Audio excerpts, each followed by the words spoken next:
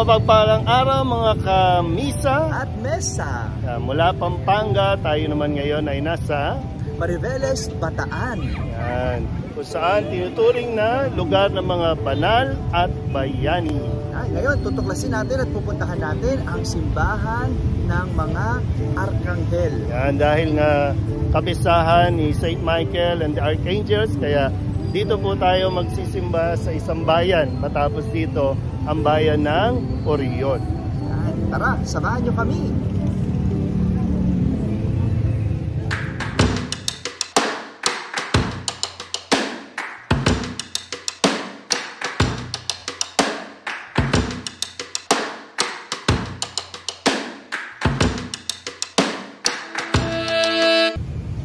Ito ang St. Michael the Archangel Parish. O mas kilala sa Orion Church dito sa Orion, Bataan.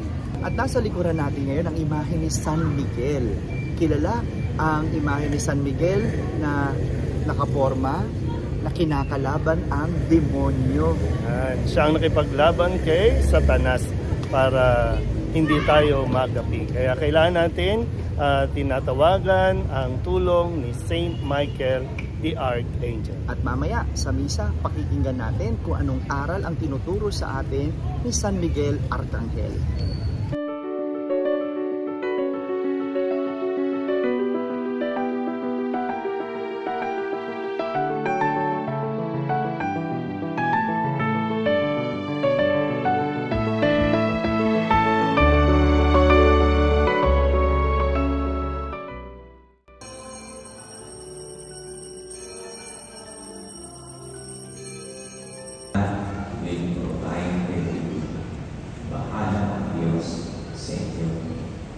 Yung pamimili kay Jesus sa kanyang mga alagad ay nais ipaunawa sa kanila na ang tagumpay ng kanilang misyon paglalakbay ang pinakamahalaga ay yung merong puso nagtitiwala sa Diyos.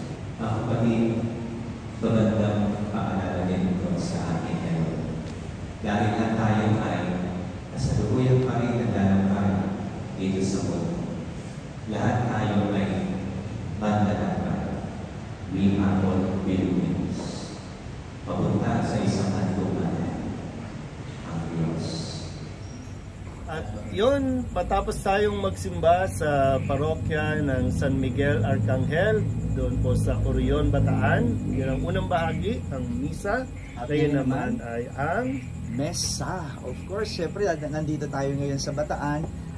Pag probinsya talaga, no, masarap kumain ng mga Filipino food. At dito sa Bataan, nakakita tayo ng isang magandang restaurant dito na Dampa kung tawagin, Dampa Express. Dampa Express, dito yan, along highway yan.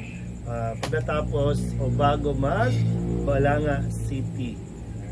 Father, okay, diretso na tayo sa ating kwentuhan. Ano bang pick up natin doon sa naging homily ni Father kanina sa misa?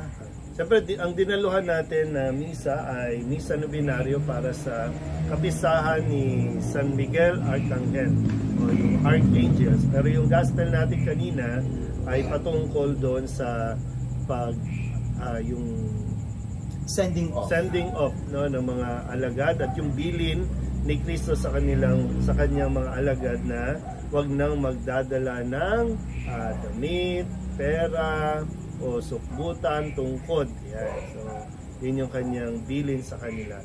At ang tanging layunin o pinaka-goal o mission ng mga alagad ay nakapokus doon dapat sa pagpapahayag ng mabuting balita, pagpapagaling ng mga may sakit, at pagpapalayas ng mga demonyo. Sa misyon, kumbaga, no? Tumuon sa misyon at umasa sa Diyos sa mga bagay na hindi na magagawa pa ng mga alagad. No? At maganda naman din yung punto ni Father kanina. In-example niya yung sarili niya nung 2 years old pa lang siyang pare, no? Kasya pa daw ng isang jeep yung mga gamit niya na ililipat siya sa assignment. And habang tumatagal, parami ng parami hanggang sa isang truck na, hanggang sa 3 balik na daw. doon tayo nakaka-relate. At talaga naman, no? Totoo naman yung sinabi niya. Nakikita rin naman natin yung sarili. Ako, personally, nakita ko rin yung sarili ko doon sa aspetong iyon, no? Pero ang pinupunto at binibigyan din doon ay yung kahalagahan ng pag-unload ng mga excess baggages, kumbaga. No, sa buhay natin, marami man tayong nakokolektang mga material, marami tayong na-acquire, no? Pero ang higit sa lahat, ang mahalaga rin sa buhay ay yung i-unload, no? Bawasan yung mga dala-dala natin sa buhay na nagpapabigat. Sabi nga, travel light, no? Sa pag dala natin ng buhay natin araw-araw, yung responsibilidad, yung mission, sikapin natin lagi na maging light. Halimbawa, light ano ba yung mga dinadala natin na nagpapabigat, Father? Siyempre, yan yung mga alalahanin sa buhay. Alalahanin. Ang dami mong iniisip na mga bagay-bagay. Kasi lalo pa ngayon, nung pandemic, no, tumaas yung anxiety ng mga tao. Sabi nga, alam nyo, 99% of your anxiety does not really happen. Talagang hindi naman nangyayari, and 1% lang yun. Kaya why will you burden yourself? Correct. Diba? Yung mga alalahanin mo na baka ganito, baka ganyan, hindi naman mangyayari, bakit kailangan dalhin? Yung sobrang pag-aalala, tanggalin mo, alisin mo yung mga bagay na hindi mo naman na dapat problemahin, na siyang humahad lang syempre para mas magampanan mo yung responsibilidad mo sa buhay. Pangalawang nagpapabigat, galit. Yan, guilty tayo dyan, no? Kasama ng loob kapag binibit-bit natin yon at hindi natin naunawaan, tayo lang pala nagbibit-bit. Yung taong kinagagalitan mo, walang bit-bit. At yun ang mas masakit na kwento. Kasi ikaw ang nagdala na akala mo, napapahirapan mo yung kapwa mo, yung taong kinagagalitan mo, pero sa huli, ikaw lang din naman pinahirapan mo ang sarili mo. Kaya sabi nga, may pinagkakadiinan ni Father na travel light. Yes. Light lang, gawin lang natin light ang buhay. Yung mga problema noon-noon pa na lagi mong bit-bit, baka kailangan ng bitawan yan. At isa pa, no, isa pa mga binibit-bit natin ay yung mga nakaraan. Lalo na kapag nag-aaway, nagtatalo, binabalik ang nakaraan. Lalo na yung mga past na kasalanan, kamalian, dapat sa mga bagay na yon binibitawan na. Kasi you cannot move forward or move on kung bit-bit mo yon. No? Lagi mong dinadala, binabalik sa dati na paano magiging maayos ang isang relasyon kung bit-bit mo yung mga past mistakes. Kaya minsan mahirap yun sa pag pumapasok ka sa isang relasyon, ang dami mo pang bit-bit doon sa mga nakalipas. Hindi tuloy makapasok minsan yung bagong relasyon. At yan yung sinasabi rin ni Father na dapat, no, mag-unload para makapasok ang Diyos. Ang grasya, awa, tulong ng Diyos sa atin. No? Kasi imagine mo ang isang baso, imagine mo ito, punuin mo. No, kung puno na, paano mo padadagdagan? So you really have to unload. Or else, aapaw. No? Maraming masasayang. Kaya yung imaheng yon na pag-unload, travel light, ay talagang makakatulong sa buhay ng practical dahil inaalis nito yung bigat sa kalooban para makatravel ng mas maayos. At siguro pwede na rin dugtungan ko lang na para mas madagdagan yung tiwala natin sa Diyos. Kasi kailangan yun dahil nga sabi nga, God will always provide. Yung mga inaalala natin na natatakot kang alisin, papalitan din yan. Minsan mas bago pa, masigit pa.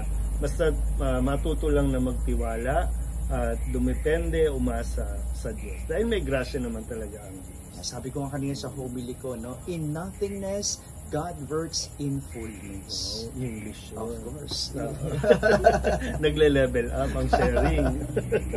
Pero yun nga, talagang meron naman po talagang tulong na binibigay ang Diyos. Kung gayon nga, no? Sabi nga natin, sineselebrate natin itong si Michael Archangel. Isa yan sa mga tulong na binibigay ng Diyos sa atin. Kasi kung maalala mo, no, sa unang bahagi lang ng gospel, binigyan na sila ng kapangyarihan, ng kakayahan.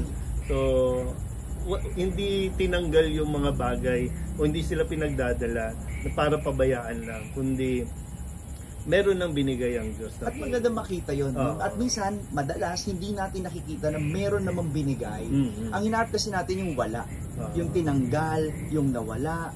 No? Pero kung i-focus lang naman talaga naman na may magagamit yung mga alagad. At going back kay Saint Michael. Saint Michael. Ito yung tulong na binibigay sa atin ng Diyos, lalo na sa ating seguridad, sa laban sa kasamaan. laban sa demonyo. Yes. Na nagpapadagdag ng mga isipin natin, mga alalahanin natin. Kaya importante, humihingi ng may tulong sa ating mga guardian angels.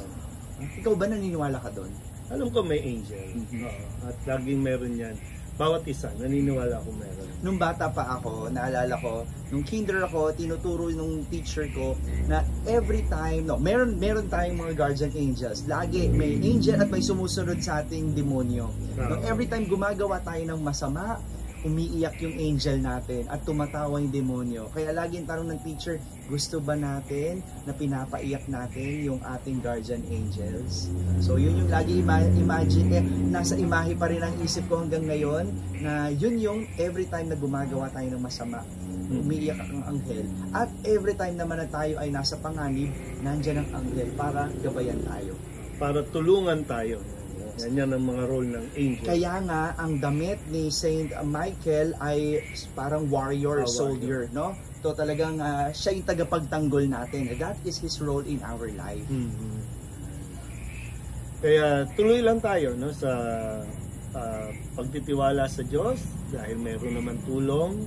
Nandiyan yung mga arkanghel para gabayan tayo, para protektahan tayo. Tiwala, no, dagdagan ng tiwala, bawasan ang pag-aalala. Ayun. So, unloading, ngayon naman, loading tayo. Oo, dahil loaded papakabusog tayo ng naman pagkain. This time, magpakabusog muna tayo, Father. Okay. At muli, isang simbahan na naman ang ating simbahan, na kainan, isang bayan dito sa Bataan para sa ating misa at mesa. Samahan niyo po kami ulit sa susunod, kung saan man malalaman niyo yan sa mga susunod pang palabas natin. Kain nyo lang.